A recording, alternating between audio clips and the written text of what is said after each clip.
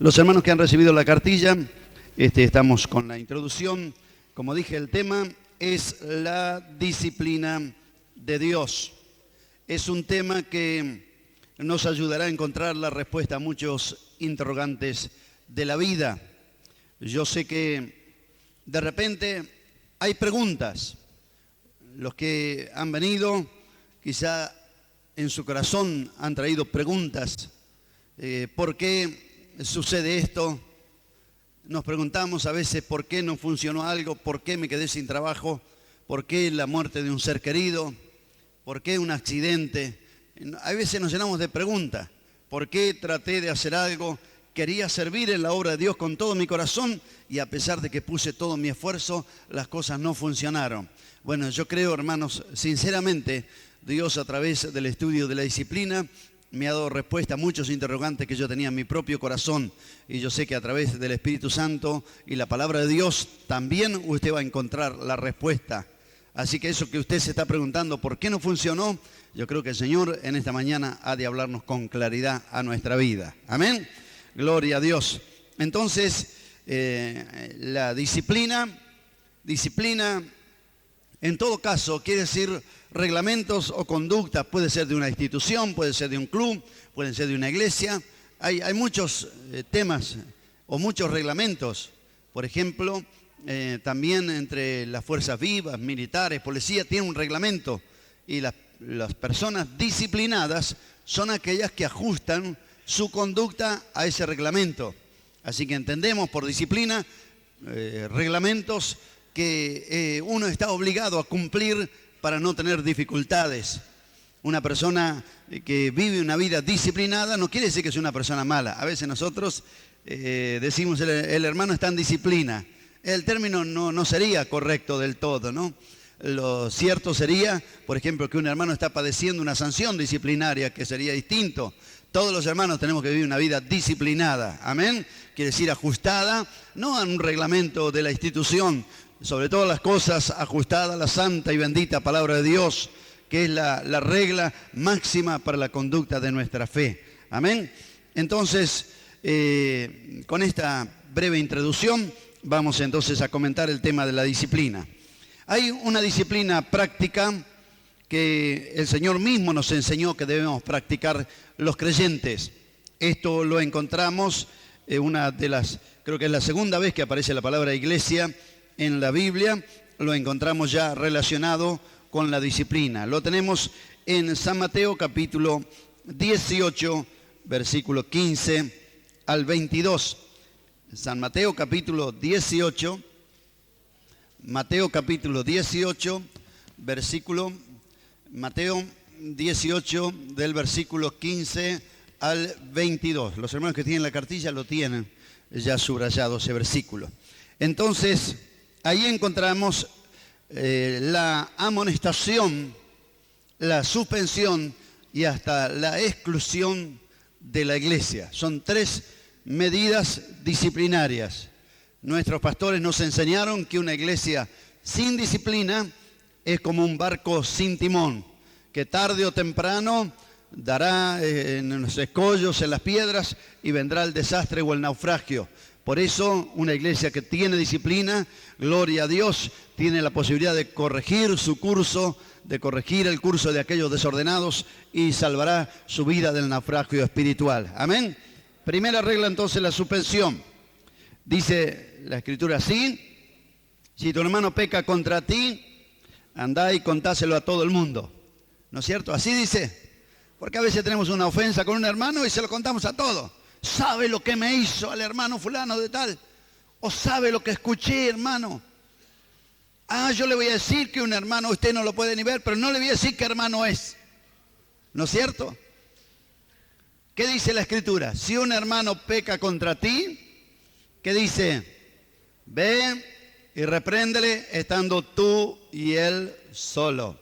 Amén. Y más si somos obreros y nos ofendió un hermano, no tenemos que aprovechar, bueno, ahora cuando suba al púlpito, ahí voy a aprovechar, ¿no? Estos días en la escuela bíblica algo aprendimos, ¿no? Que una maestra de escuela dominical le pidió a los niños estaba enseñando sobre la palabra de Dios, había hablado que la Biblia es la espada del Espíritu y todo eso. Bueno, para ver si los chicos habían aprendido la lección, dijo, bueno, ahora ustedes, dijo, hagan un dibujito que es la Biblia. Y bueno, los niños empezaron a hacer dibujitos. Y uno, bueno, dibujó una espada, ¿no es cierto? Uno dibujó una espada, había aprendido bien la lección, que la Biblia es la palabra de Dios. Otro sencillamente dibujó un libro, ¿no? Uno dibujó un libro. Pero otro, entre los muchos dibujos, para no perder demasiado tiempo, otro dibujó un caño. Y la maestra dijo, ¿veo mal o eso que dibujaste fue un caño? Dijo, sí, señorita, es un caño. Pero ¿y por qué crees que la Biblia es un caño? Y dijo, porque mi papá que predica, dijo, cuando llega a casa dice que le dio con un caño a los hermanos. Dice, así que para mí la Biblia es un caño. Bueno, yo no sé cómo la ve la Biblia usted, ¿no? Pero hermanos, nunca se olvide que la Biblia es la espada del Espíritu, la palabra del Señor que vive y permanece para siempre. Amén. Gloria a Dios. Entonces no usamos ni el púlpito para golpear, herir o desquitarnos de hermanos que de repente escuchamos que hablan mal de nosotros, sino si algún hermano peca contra ti, ve y reprende estando tú y él solo. Si te ha escuchado tu hermano, gloria a Dios, lo has ganado. Amén. Segundo, si no te oyere, toma aún 2 o 3 testigos. Esta es la amonestación delante de testigos. Si un hermano no escucha esa amonestación particular, hay una segunda amonestación que entra dentro de esa disciplina que se llama la amonestación delante de 2 o 3 testigos, porque usted ya habló y el hermano no quiere escuchar. Bueno, delante de 2 o 3 testigos, para que conste toda palabra. Esto tiene también una cita en 2 de Corintios, capítulo 13, versículo 1 y 2. 2 de Corintios, capítulo 13, versículo 1 y 2, que dice, esta es la tercera vez que voy a vosotros, por boca de 2 o 3 testigos se decidirá todo asunto. Amén. He dicho antes y ahora digo otra vez como si estuviera presente y ahora ausente, lo escribo a los que antes pecaron y a todos los demás, que si voy otra vez no seré indulgente. Se refería a hermanos que habían pecado, que no era suficiente que alguien escuchó o me dijeron, sino en boca de 2 o 3 testigos. Mire, si en la iglesia uno tiene que corregir o disciplinar porque me dijeron, hermano, ¿sabe lo que sería la iglesia, hermano? Sería un conventillo. Pero no podemos hacer un conventillo de la iglesia, un conventillo de chismes. Si alguien tiene realmente alguna queja fundamentada sobre algún hermano, tiene que estar dispuesto a repetirlo delante de 2 o 3 testigos. Si los hermanos obreros seguimos esta regla, no cargamos nuestro corazón, que me dijeron y no le puedo decir quién fue, y salimos del culto, ¿qué hago? No, yo le cuento a usted, hermano, pero no me vaya a llamar porque yo no voy a decir nada. En 2 o 3 testigos conste toda palabra. Pensaríamos más antes de hablar de un hermano, porque, bueno, el hermano anciano me va a llamar delante de 2 o 3 testigos, ¿y yo qué voy a decir? Pensaríamos mucho más antes de abrir la boca para acusar a un hermano, y si realmente la queja es fundamentada, no tenemos problema en decir, sí, hermano, si quiere llámelo, que yo lo vi, hermano, y voy a decir delante de testigos que el asunto fue así o asado. Amén. Así que esa es la amonestación. Segundo es la suspensión de la comunión. 2 Tesalonicenses, capítulo 3, versículo 6 en adelante. Tiene la amonestación, hermano, que os apartéis de todo hermano que anda desordenadamente. Ahí tiene la medida de suspensión. Que os apartéis de todo hermano que anda desordenadamente y no según la enseñanza que recibiste de nosotros, ¿no? Y dice la Escritura, todo ese pasaje, cómo tenéis que imitarnos, porque no anduvimos desordenadamente, ni comimos de balde el pan de nadie, sino que trabajamos con afán y fatiga día y noche para no ser gravoso a ninguno. No porque no tuviésemos derecho, sino para darnos ejemplo. Porque también cuando estábamos con vosotros os ordenábamos esto. No que si alguno no consigue trabajo, porque hay hermanos que de repente quedan sin trabajo y no consiguen. Bueno, eso es una lucha que tenemos que enfrentar y que Dios nos abra puerta para conseguir trabajo. Pero si alguno no quiere, está diciendo, no que no consigue, sino si alguno no quiere, porque pretende tener un llamamiento tan grande que, no hermano, entro en trabajo, me echan y ya decidí no buscar más trabajo, ¿no? Pero ¿qué dice si alguno no quiere trabajar y quiere cumplir la palabra de Dios? Hay un remedio para conseguir trabajo. ¿Qué dice? ¿Qué dice la Biblia? Respóndame, hermano, ahí tiene el versículo. ¿Cuál es el remedio para el que no quiere trabajar? Que tampoco coma. Va a ver como en menos de 2 días va a arrancar pasto con la mano, pero va a conseguir trabajo. ¿Amén? Parece que algunos nomás dijeron amén. Está duro el asunto. Amén, hermanos. Gloria a Dios. Por eso, hermano, estamos aclarando bien, porque estamos en un tiempo que hay escasez de trabajo y los hermanos quieren trabajar y no consiguen. Pero aquí no está hablando de que no consigue trabajo. Si alguno no quiere trabajar, que tampoco coma. Lo hemos dicho varias veces, que hay hermanos que sienten de visitar a otros hermanos más o menos a las 12 menos cuarto, ¿no? Uy, hermano, andaba por aquí, sentí de visitar, le dice, ¿no? Bueno, sintió, pero no en el corazón, sintió por acá por la mitad del cuerpo, ¿vio? Sintió de visitarle por acá. Tenía un dolorcito acá por el hermano en el estómago, entonces lo fue a visitar a las 12 menos cuarto. Y bueno, ya que está, quédese. Y bueno, hermano, me voy a quedar. Y la mujer allá que no sabe qué hacer con los chicos porque no tiene ni comer, buscando calentar el pedazo de pan que compró hace 3 días. Y él total come bien y toma mate. Cuando llega a la casa puede ayunar otro día más con la familia, ¿no? Pero si alguno no quiere trabajar, ¿qué dice la Biblia? Que tampoco coma, porque oímos que algunos andan desordenadamente, no trabajando en nada, sino entremetiéndose en lo ajeno. A los tales mandamos y exhortamos, ya va incluido un mandamiento y una exhortación, no es suficiente, que trabajando sosegadamente coman su propio pan.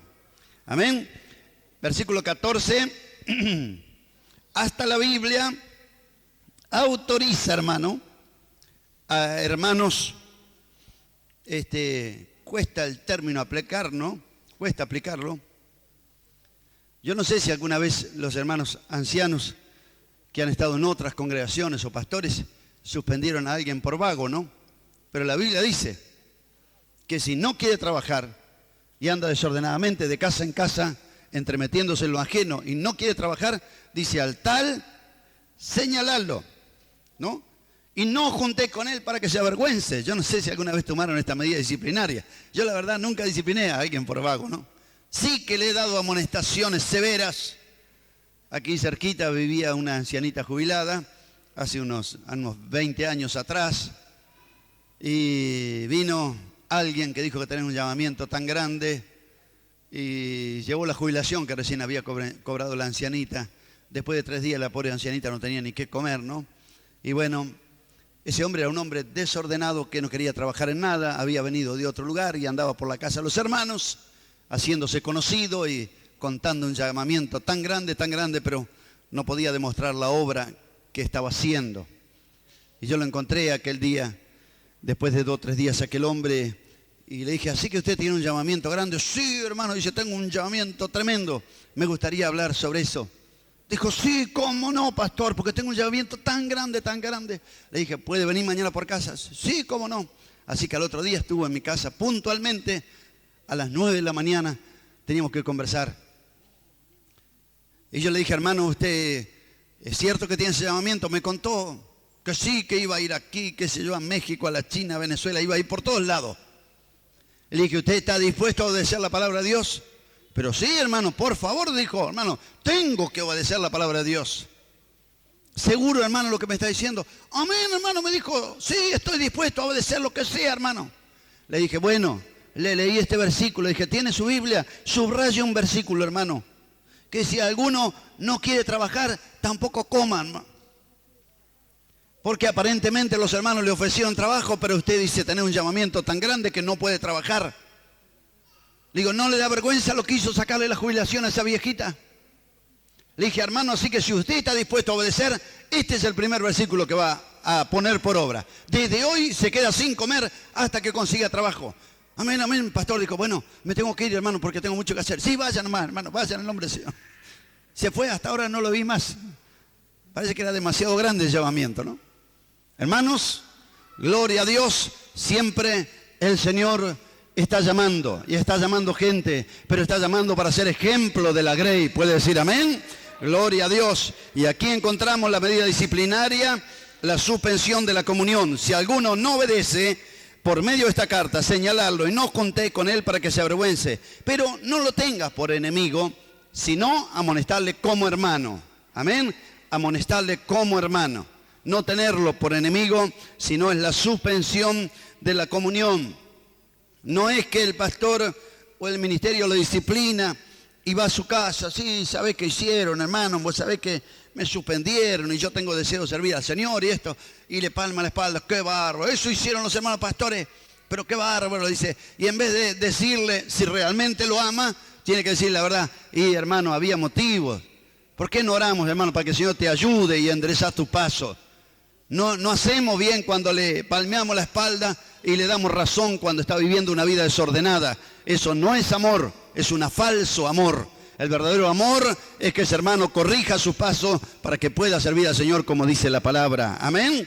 Gloria a Dios. Esa es la suspensión de la comunión. Lo tercero es causa de exclusión, que no puede ser por cualquier motivo, porque no le gusta la cara, o porque de repente hay un cambio de obrero y el que viene no le gusta la cara de 2 o 3 y echa la mitad y consagra a otros que le caen más simpáticos, ¿no? No tiene que ser así. La exclusión tiene un motivo especial. Encontramos falta de perdón. Eso lo encontramos en Mateo, ya lo hemos leído, que el que no quiere perdonar a su hermano, Mateo 18, que dice, Mateo 18, versículo 17, si no oyere ese consejo que le dan los testigos, los ancianos, dilo a la iglesia, y si no oyere a la iglesia, tenle por gentil y publicano.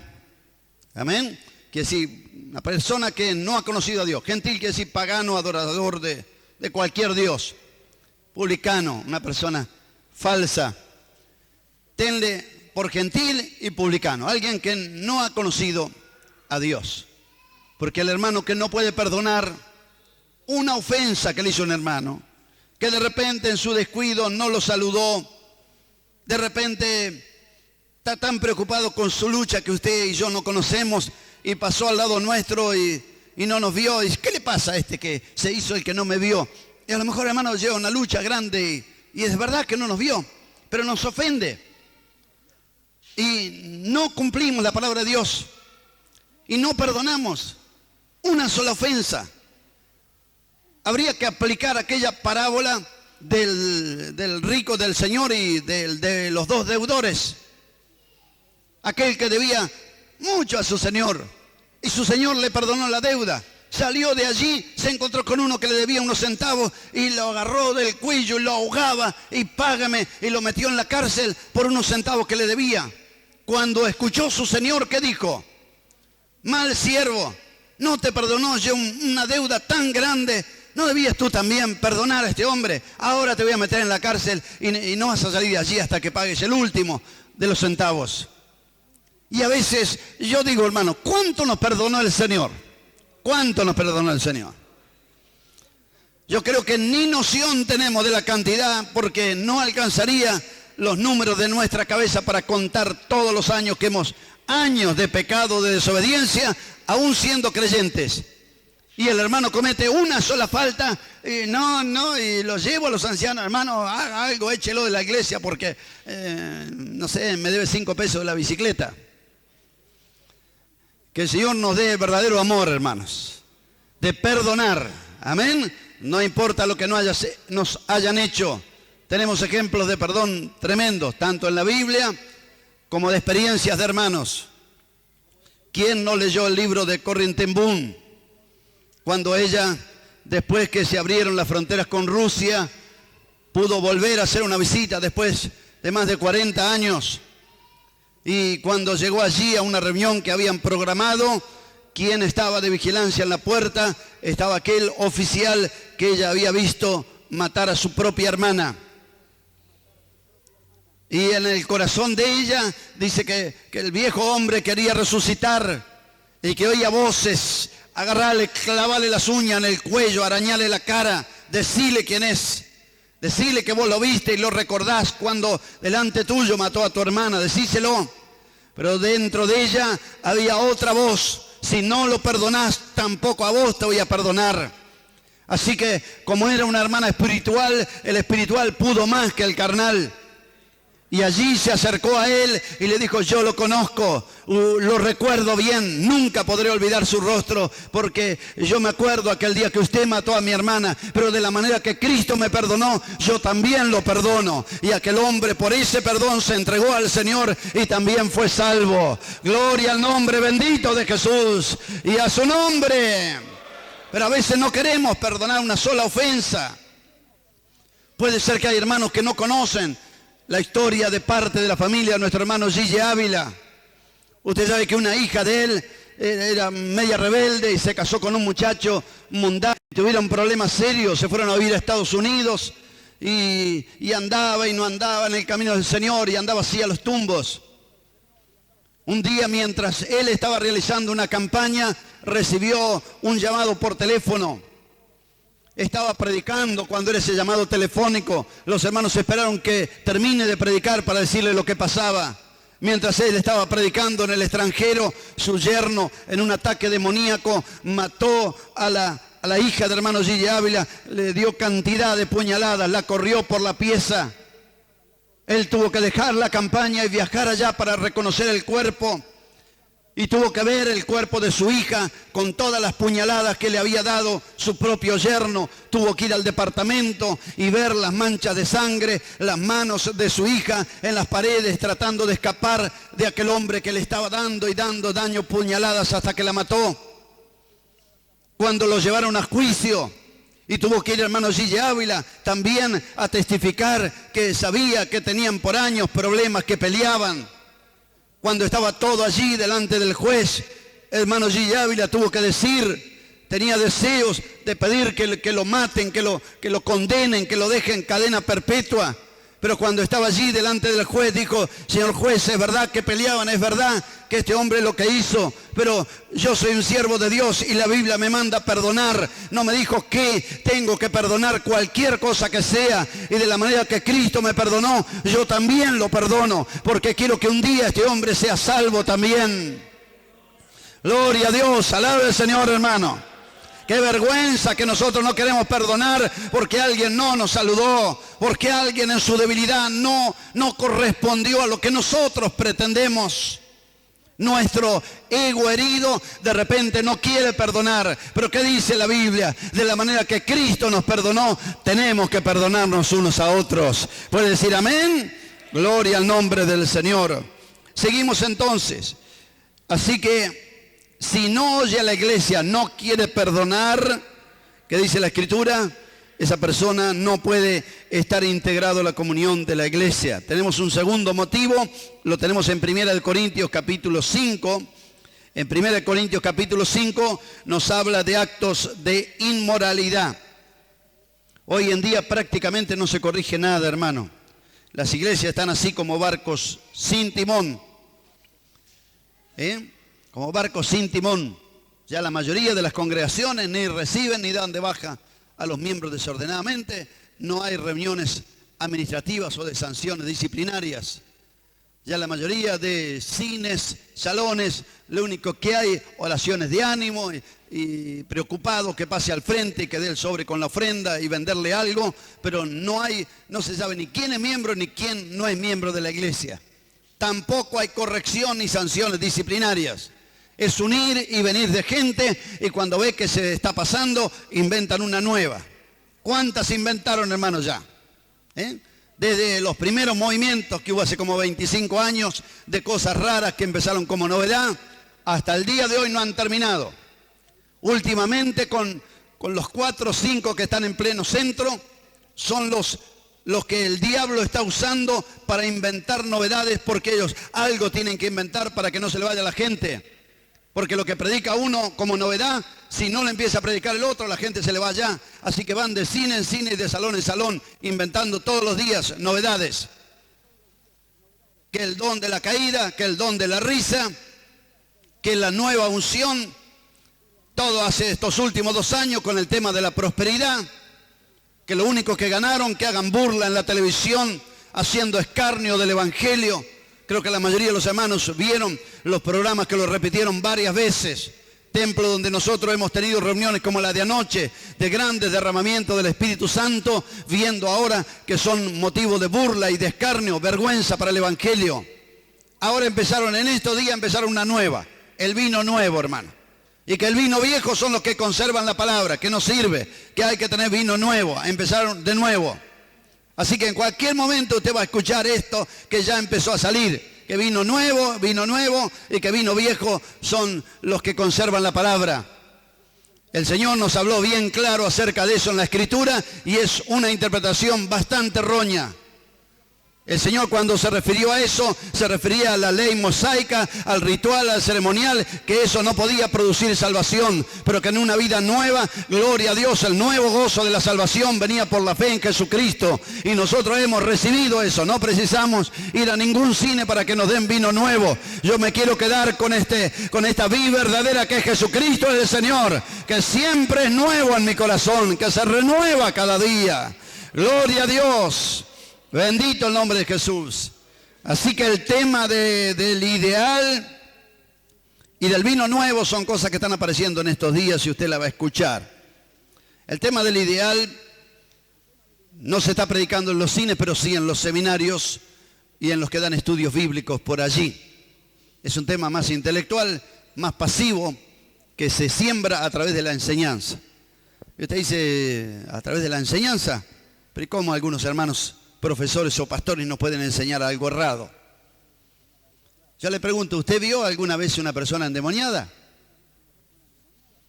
¿Cuántos vieron alguna persona endemoniada? Todos, ¿no? ¿Qué pasa con los endemoniados? ¿Cómo se dio cuenta que estaba endemoniado? ¿Porque pataleaba? ¿Porque se revolcaba? ¿Porque echaba espuma por la boca? ¿Cuántas veces enseñamos, hermano, que la mayoría de los endemoniados no patalean ni echan espuma por la boca? Aunque usted no crea. La Biblia habla que en el tiempo del fin habrá doctrina de demonios. ¿Quién la van a enseñar, hermano? No la van a enseñar los verdaderos siervos de Dios. Maestros. Porque doctrina quiere decir enseñanza. Una enseñanza demoníaca que lleva al error, a la perdición. Ahora está el tema del ideal. Que la Biblia dice, esta noche tenemos apartamiento, y la Biblia dice que el que quiere ser un siervo de Dios, un presbítero, un diácono, marido de una sola mujer, que gobierne bien sus hijos, su casa, todo eso, que no sea de 2 caras, que no sea pendenciero. Y ellos dicen, sí, eso es el ideal, hermano. Si uno no puede, bueno, ¿qué va a hacer? Si tuvo una desgracia y se casó de nuevo, bueno, igual es marido de una sola mujer porque la otra ya la dejó. Son las doctrinas del ideal, le llaman ahora. Eso es lo ideal, pero si usted no lo alcanza, bueno, ¿qué va a hacer? Se tiene que conformar. Es como decir, sí, le mandé comprar 1 litro, pero no había, trajo una de 3/4. Bueno, pero por lo menos trajo algo. El matrimonio, sí, tiene razón, hermano. Lo que Dios unió, que no lo separe el hombre. Pero ¿qué va a hacer? Si se separaron, bueno, que rehaga su vida, dice. Lo ideal es que vivan juntos toda la vida, pero si no puede, dice. Le llaman la doctrina del ideal. No se deje, hermano, engañar con los ideales. Estos son requisitos. Como dije una vez, a mí me gustaría ser aviador o presidente de la nación, pero no reúno los requisitos. Usted le puede gustar muchas cosas. Me gustaría ser presbítero, me gustaría ser evangelista, me gustaría ser Billy Graham. Bueno, que le guste es una cosa, que reúna los requisitos es otra. Si alguien quiere ser un siervo de Dios, dice la Biblia bien claro, marido de una sola mujer, que gobierne bien sus hijos, su casa, que los diáconos no tengan 2 caras, que no sean una cosa en la calle y otra cosa en la iglesia, que sean de una sola cara, siempre iguales, templados, serviciales, que amen la obra de Dios, que tengan buen testimonio, para que cuando ejerzan el diaconado, gloria a Dios, ganen un grado honroso en la fe. ¿Puede decir amén? Gloria al nombre de Jesús. Así que no se deje engañar por estos nuevos ideales, porque ahora ya no se corrige nada. No se corrige el adulterio, porque para practicar lo que ellos dicen, en realidad tendrían que borrar del diccionario la palabra adulterio. Porque si andar con la mujer de otro no es adulterio, entonces ¿qué es el adulterio? Lo quieren espiritualizar, lo quieren llevar por allá. Lástima que el contexto dice, no erréis. Ni los afeminados, ni los borrachos, ni los adúlteros, ni estafadores, ni fornicarios. Hay una larga lista, tanto en ese pasaje como en los contextos. No heredarán el reino de Dios. Si está en la lista la fornicación y la borrachera, que no heredarán el reino de Dios. Yo no puedo espiritualizar la fornicación, así es infidelidad a Dios. Y la borrachera, ¿cómo la hago? Si dicen que los borrachos en el Espíritu son los que están llenos del Espíritu Santo. Entonces, literalmente, los pasajes de la Biblia que nos hablan, hay cosas que no se pueden espiritualizar porque son literales, hay cosas del Antiguo Testamento que sí, el apóstol Pablo, Jesús, muchos de ellos espiritualizaron los pasajes, los llevaron al plano espiritual. Como dice 1 Corintios 10, el apóstol Pablo, nuestros padres todos fueron bautizados en el mar, todos estuvieron bajo la nube. Quiere decir que dejaron atrás la esclavitud, y pasaron el Mar Rojo, símbolo del bautismo, la vieja vida de esclavitud. Gloria al nombre de Jesús. Por eso, cuando dice, gloria a Dios, la Sagrada Escritura, en este mismo pasaje, caso de inmoralidad juzgado, se oye que hay tal fornicación que ni aún se nombra entre los gentiles. Tanto que alguno tiene la mujer de su padre. Los comentadores dicen que probablemente o el padre había quedado viudo y se había casado con otra mujer. No dice que tenía su propia madre, sino que tenía la mujer de su padre o que tenía relaciones con ella. Se entiende que probablemente había quedado viudo o podría ser hasta una concubina que tenía el padre. Pero lo cierto es que este joven tenía relación con la mujer de su padre. Y para los que dicen que la ley hay que tirarla a la basura, que no, eso ya, mira hermano, hasta lo podéis sacar de la Biblia porque eso estamos bajo la gracia y no bajo la ley. Pablo hace un motivo de disciplina justamente por un mandamiento que hay en Deuteronomio, que no podrá llegarse el padre y el hijo a la misma mujer, no tendrá la mujer de su padre. Y hace uso de lo que llamo y hago énfasis, que las leyes, las leyes morales de Dios no han cambiado. Si usted mira, los que nos llaman de repente legalistas o creen que estamos bajo la ley, no estamos bajo la ley. La ley no puede limpiar el pecado. Si usted cree que al leer la ley y leer los mandamientos se va a limpiar del pecado, jamás lo va a poder lograr. Solo la sangre de Jesucristo limpia de todo pecado. Pero la ley no ha perdido su poder para demostrar la culpabilidad del hombre. Porque si tenemos que arrancar la ley, entonces ¿qué sería pecado? Nada sería pecado. Pero la ley justamente es el ayo o el que nos toma de la mano y nos lleva a Cristo, que es la solución para todos los errores. Cuando dice no matarán, no adulterarán, no dirás falso testimonio, a tu Dios adorarás, a Él solo servirás. Al leer la ley me doy cuenta que adoré otras cosas, que hice cosas que a Dios no quería, que mentí, que blasfemé, que engañé. ¿Y qué hace la ley? Porque la ley me demuestra, pero no me puede limpiar. ¿Qué hace la ley? Me agarra de la mano, vení, que te voy a llevar a un lugar donde vas a quedar como nuevo. Me lleva allí al pie de la cruz de Cristo y me encuentro que Cristo murió por mis pecados y por los tuyos y salgo limpio por la sangre. Aleluya de Jesucristo el Señor. Santo el nombre del Señor. Y aquí encontramos en el capítulo 5 un caso de inmoralidad juzgado. Ahora sí, la fornicación no es pecado, porque se entiende que el muchacho estaba fornicando, el muchacho era el que era miembro de la iglesia. Usted está entendiendo lo que lee, ¿no es cierto, hermano? Porque tenemos que distinguir fornicación de adulterio. Fornicación se aplica siempre a la persona soltera que tiene relación con otras personas. Adulterio, de la palabra adulterar, de no cumplir el voto de fidelidad, de no ser fiel en el matrimonio, por eso se llama adulterio, porque no es fiel en su relación matrimonial, sea hombre o sea mujer. En este caso dice, se oye tal caso de fornicación, porque el muchacho era el miembro de la iglesia, era soltero, pero en vez de casarse, tener su propia mujer, como dice la Biblia, por causa de las fornicaciones, cada uno tenga su propia mujer, su propio marido. Entonces, este muchacho estaba teniendo estas relaciones ilícitas y el Señor manda a través de su palabra, aquí lo encontramos inspirado por el Espíritu Santo, el apóstol Pablo, dice, no debieras, estáis envanecidos, no debieras más bien lamentaros, porque ni en el mundo se escucha esto. No debieras haber quitado de vosotros el que cometió tal acción. Mire la autoridad que usan las palabras, versículos 3, 4 y 5. Yo como ausente en el cuerpo, pero presente en el espíritu, ya como presente he juzgado al que ha hecho tal cosa. En el nombre de nuestro Señor Jesucristo, reunidos vosotros y mi espíritu, con el poder de nuestro Señor Jesucristo. Le pone marca, sello, lo aprieta bien, como para que nadie vaya a pensar, bueno, el apóstol Pablo dijo, bueno, traten de disimular, hermano, traten de ponerlo aparte, no le dé actividad. No, no, no. Reúnase todo el mundo ahí, toda la iglesia. Tomen autoridad, quiten ese perverso de medio vuestro. Dice, reunidos vosotros en el nombre de nuestro Señor Jesucristo, gloria a Dios. Y con el poder de nuestro Señor Jesucristo. Es que a veces falta el poder de Dios.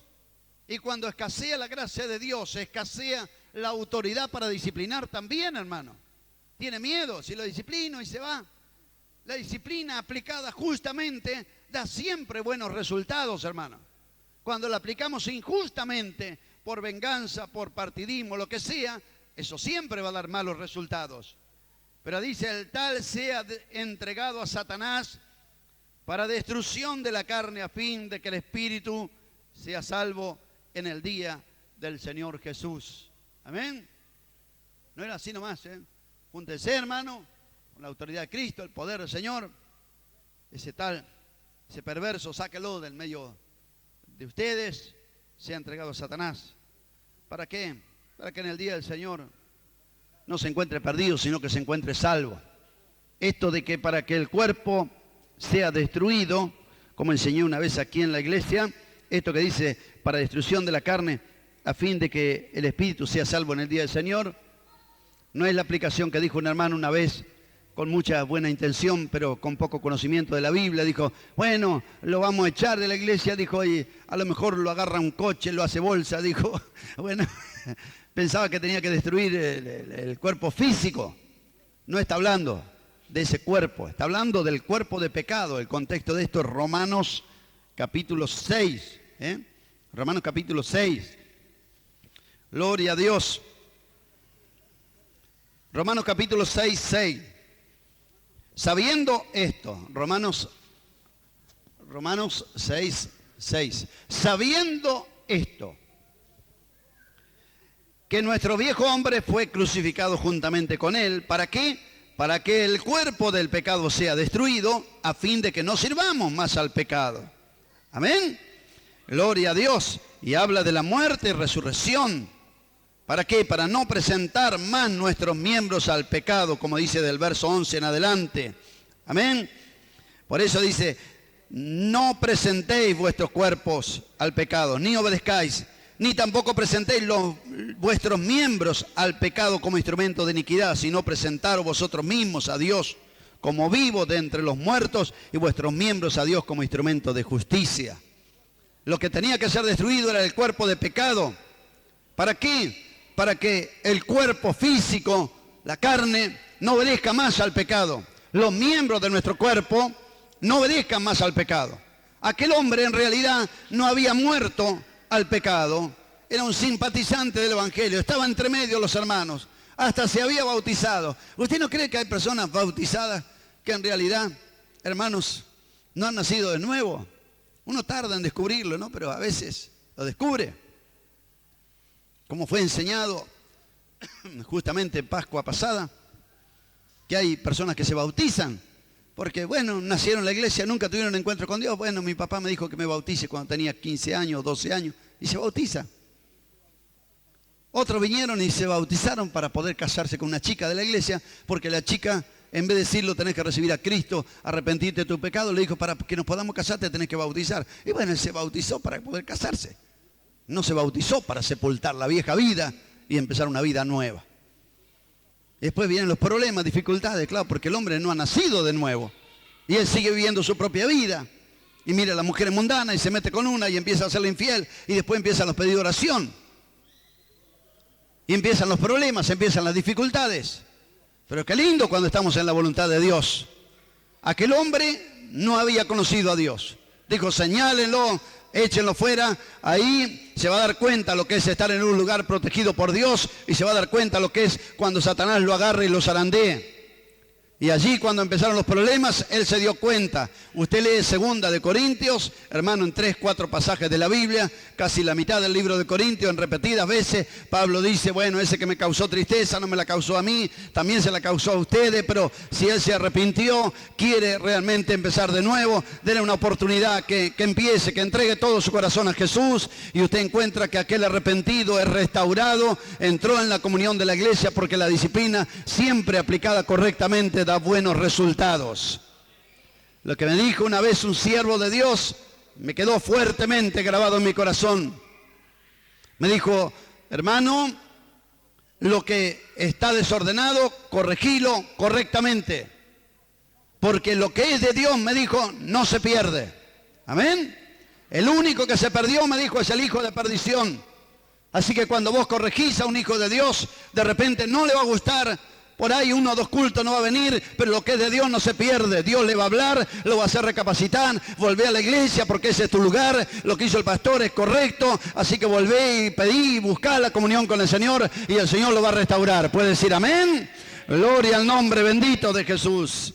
Santo el nombre del Señor.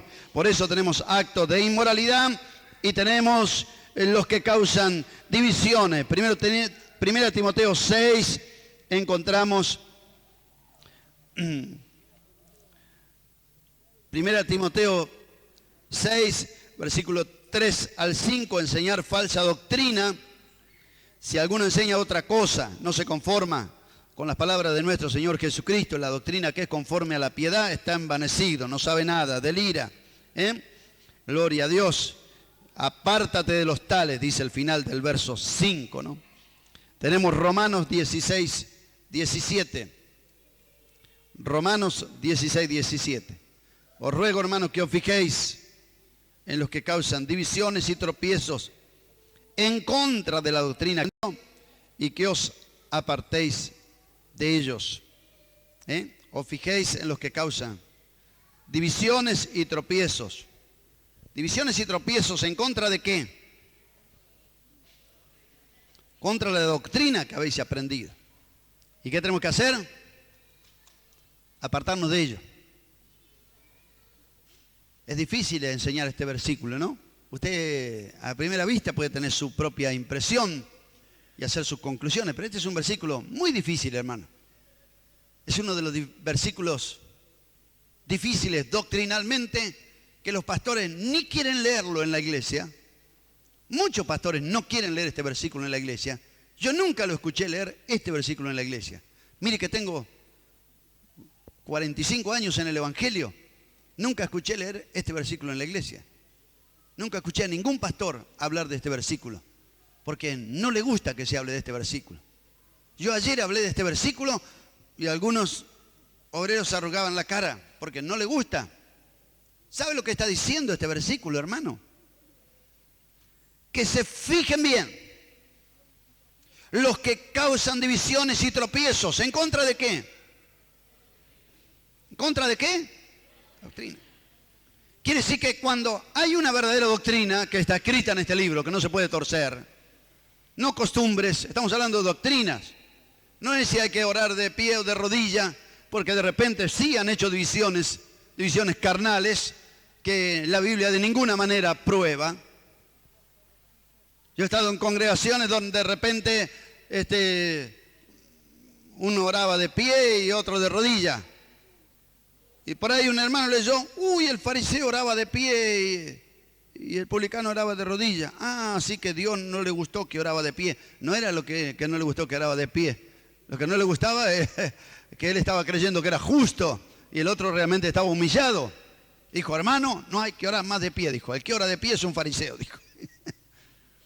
Así que yo conozco congregaciones, la visito, respeto su costumbre, porque si la costumbre de ellos es orar de rodillas, yo no voy a ir a ser de fariseo, así que yo también doblé la rodilla, no me viene mal, ¿no? Amén. De repente, otro pensó Hermano, no estamos orando bien aunque oramos de rodilla. Porque el altar es un lugar sagrado y nosotros estamos orando poniendo la parte nuestra de atrás mirando para el altar. Así que vamos a orar de rodilla y se agarran del espaldar del banco mirando para adelante, porque los que oran mirando para atrás le faltan respeto al altar. Yo creo que Dios tiene cosas más sublimes, hermano. Usted puede orar hasta en la cama, dice la Biblia, que Dios va a escuchar su oración. Ana oró sin fuerza, apoyada en la columna, y Dios la escuchó la oración. Creo que no es tan importante. Si podemos postrarnos delante de la presencia de Dios, está bien.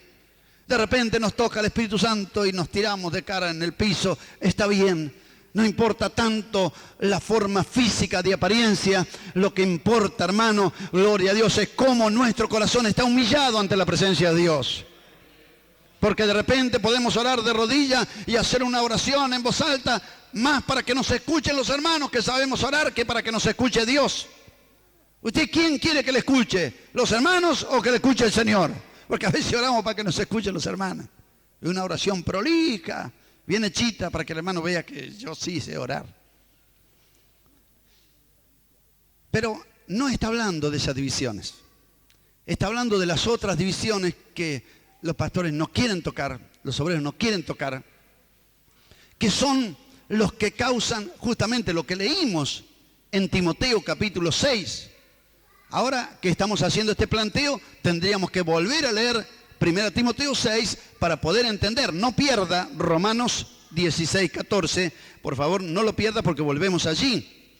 Entonces, vamos de nuevo a 1 Timoteo capítulo 6, versículo 3 al 6. Si alguno enseña otra cosa, no se conforma con las sanas palabras, la doctrina que es conforme a la piedad, que quiere decir con respeto a lo sagrado, está envanecido, no sabe nada, contienden palabras necias, de las cuales nacen pleito, blasfemia, mala sospecha, disputas de hombres corruptos de entendimiento, privados de la verdad, toman la piedad como fuente de ganancia. Apártate de los tales. Así que, ¿qué están mirando ellos? Bueno, aunque enseñamos algo que no están muy de acuerdo, pero ¿qué va a ser? Yo vivo de los diezmos de los hermanos y si, como me dijo una vez un hermano, dije, hermano, vos tenés que corregir esto. Sí, hermano, dijo, pero yo ya tengo 50 años, si me llegan a echar de la iglesia, ¿de qué voy a vivir si yo no sé hacer otra cosa? Dijo, ¿no? Toma la piedad como fuente de ganancia. Apártate de los tales, dice el Señor.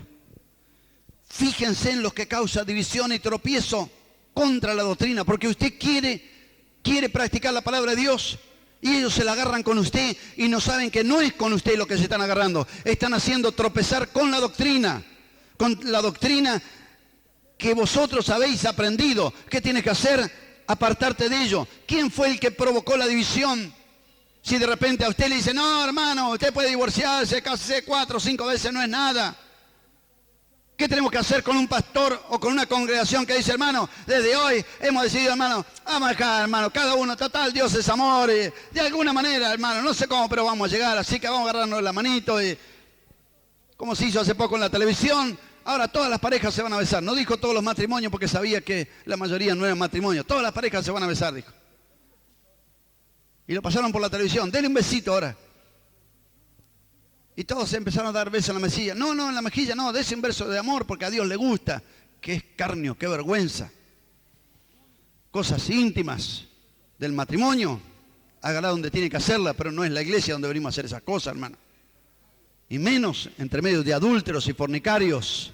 Ahí haciendo besadas. Dice, qué lindo, al Señor le gusta esto. Dice la Biblia que os apartéis de ellos. Porque ellos, ¿sabe qué están haciendo? Están causando división. No son los que causan división los que quieren ajustar su vida a la palabra. Son los torcidos que quieren permitir el mundanismo, que usted viva de cualquier manera, que viva desordenadamente y va a terminar perdido ellos y va a terminar perdido usted. Están dividiéndolo del cuerpo de Cristo.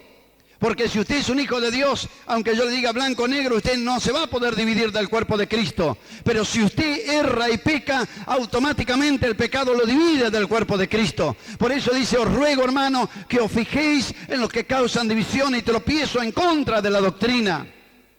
Y que os apartéis de ello. Ahora, ¿cómo apartarse sin causar una división? Dice, no, esos que se fueron causaron la división. Pero la Biblia dice que os apartéis de ellos. Hermano, es difícil, pero yo tengo que decirlo públicamente. Yo no tengo un contrato cuántos años voy a estar. Dios me ha llevado por caminos que yo ni pensé en mi vida. Desde el norte al sur y por todo el mundo. Yo no sé dónde el Señor me va a llevar. Ni sé tampoco si mañana voy a estar predicando. Son cosas que Dios solamente sabe.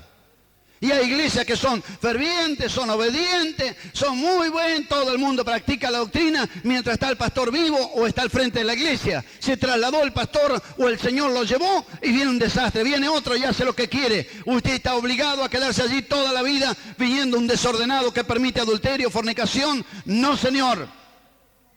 La Biblia dice que nosotros somos miembros del cuerpo de Cristo sobre todas las cosas. No estoy diciendo que usted va a ir de iglesia en iglesia, deambulando de aquí para allá.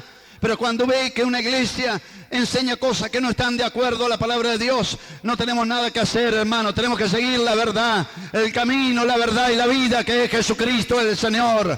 El que no se conforma con esto está delirando, cosa de loco, hermano. La palabra de Dios es la que tenemos que obedecer. Y a su nombre, bendito el nombre de Jesús.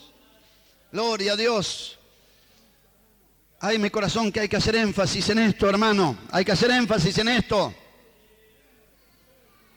Y que nosotros los ancianos, los pastores, tengamos la convicción. No porque está el hermano Hugo. No porque está el hermano Yaruna al frente allá en Balcarce. Esté quien esté, tenemos que guardar la palabra de Dios sobre todas las cosas. Y si de repente viene algún torcido, desordenado, que nos quiere llevar para otros caminos, ya hemos escogido un camino angosto. No nos queda lugar para muchas cosas, pero lleva la vida eterna. Este camino tenemos que seguir hasta el fin. ¿Puede decir amén? Gloria a Dios, bendito el nombre de Jesús. La disciplina, segundo, los hermanos que están con la cartilla, dice la disciplina que Dios aplica directamente sobre toda persona. La disciplina que Dios aplica directamente sobre toda persona. La tenemos en el libro de Job, capítulo 33, versículos en adelante. Amén. Esta es la disciplina que Dios aplica sobre toda persona. Dice la Escritura, sin embargo, en una o en dos maneras habla Dios. Pero el hombre, ¿qué pasa? No entiende. Sueño en visión nocturna, cuando está allí adormecido, Dios le habla al oído, le revela para apartarlo de sus malos caminos. Verso 19, si el hombre no escucha esa voz de Dios que le amonesta, ¿qué pasa? ¿Qué dice la Biblia? Dios empieza a aplicar su disciplina. ¿Amén? ¿Qué dice el verso 19? También sobre su cama es castigado. Así que si el hombre no obedece, Dios le habla por sueño, por misión nocturna, en dos maneras. Dios le habla, el hombre no obedece, ¿qué pasa? ¿Qué pasa? ¿Qué hace el Señor? Lo disciplina. También sobre su cama es castigado. Dolores fuertes que hace que su vida aborrezca el pan, su alma la comida suave. No siempre, hermano, no siempre, escuche bien, nunca diga, apenas ve a un hermano enfermo, debe estar en pecado. Ah, el pastor enfermo, capaz que está en pecado. Hermano Daniel, le salió un grano ahí en el cuello, capaz que está en pecado, hermano Daniel. No. Nunca digamos esto, porque encontramos en la Biblia enfermedades que algunas no pecó ni este ni su padre, sino para que las obras de Dios sean glorificadas. Correctiva, catalizadora, es posible. El apóstol Pablo dijo, tengo un aguijón en mi carne, ya le pedí varias veces al Señor, pero dijo, bueno, da gracia que te salvé, bástate mi gracia. Conformate con la gracia que te di. No pida más nada. Un Eliseo que murió de la enfermedad que tenía en sus pies, se va a encontrar siervos de Dios, como dice Pablo en el libro de Gálatas, a causa de una enfermedad os anuncié el Evangelio al principio. ¿Y qué va a decir? ¿Estaban en pecado? ¿Cómo Dios los va a mandar en pecado a predicar el Evangelio? A causa de una enfermedad les prediqué el Evangelio al principio.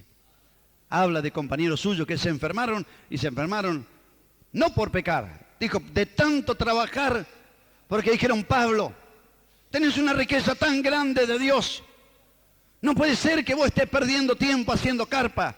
Dedicate a enseñar, a predicar, que yo voy a trabajar y vos dedicate a predicar. Yo voy a parar la olla y vos predicá. Y así lo hizo.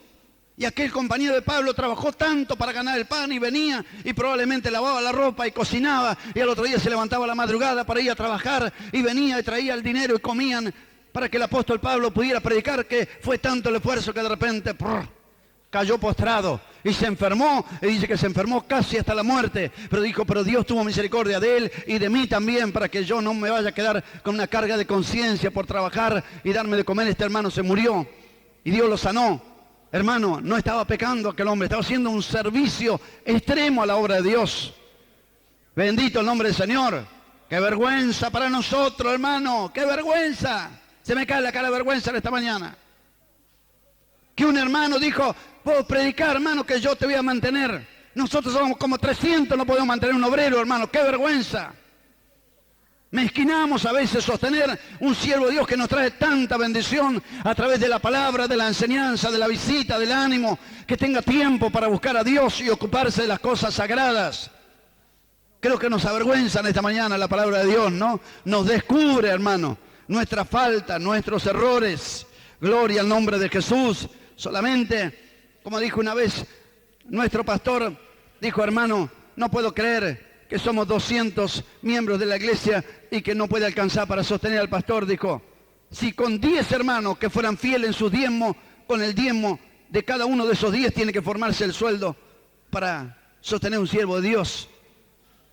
Si hay 10 hermanos que ganan 500 pesos, el diezmo de ellos juntaría 500 pesos para darle al siervo de Dios. Dijo, no puede ser que con 10 hermanos se sostendría y no se puede sostener. Dijo, algo está fallando, ¿no? Y tenía razón. Gloria a Dios, alabe a Dios en esta mañana, hermano. Gloria a Dios, que Dios le bendiga, seamos fieles al Señor. La disciplina que Dios aplica directamente sobre el hombre, que si no obedece también sobre su cama es castigado. Si alguien, si tuviese cerca de él, dice el verso 23, algún elocuente mediador que le anuncie al hombre, que le diga la verdad, mirá, si no es como dice ahora, porque hay tanta mentira, hermano, que de repente un porcentaje de lo que hay en el mundo afecta, un porcentaje de eso afecta a la iglesia, no a los hermanos espirituales, afecta a la parte carnal de la iglesia, para decirlo así, que se les pega las cosas del mundo, se le pega la música de onda, se le pegan las mentiras, se le pegan los vestidos, se le pegan las costumbres. Y como hay tanta mentira en el mundo, los hermanos espirituales cuidan su lengua. No quiero mentir porque sé que Dios no quiere y sé que los mentirosos no van a entrar allá. Pero al carnal, aunque no quiere, se le escapan las mentiras y miente y para tapar tiene que inventar otra más. Y al final termina con una montaña de mentiras y finalmente se descubre, porque los pecados de algunos se descubren enseguida, otros se la van a descubrir después. Y entonces hay un porcentaje de mentira en la obra de Dios. Se mienten un montón de cosas, hermano. Dice, no puede ser, hermano pastor, me parece que se está pasando. No puede ser que los hermanos van a mentir. Se miente. Mienten los pastores, mienten los evangelistas, mienten los hermanos de la iglesia. Se mienten los matrimonios, los hijos le mienten a los padres. Cuánta mentira que hay. Y el Señor, esas son las que descubro yo. Y el Señor, que sabe todas las cosas, qué misericordioso que es. Mienten los evangelistas, sí, se entregaron como 500 almas, capaz que había 100, pero ya agrandó. Cifra evangelástica, como digo yo, ¿no? No cifra evangelística. Ayer les contaba a los hermanos que un evangelista publicó, creo que en el diario El Puente, es un periódico evangélico, publicó que había 3.000 almas en una campaña en un pueblito del norte. Que yo le dije, hermano, pero ni sacando los muertos del cementerio junta 3.000. Si un pueblito de 7, 8 casas.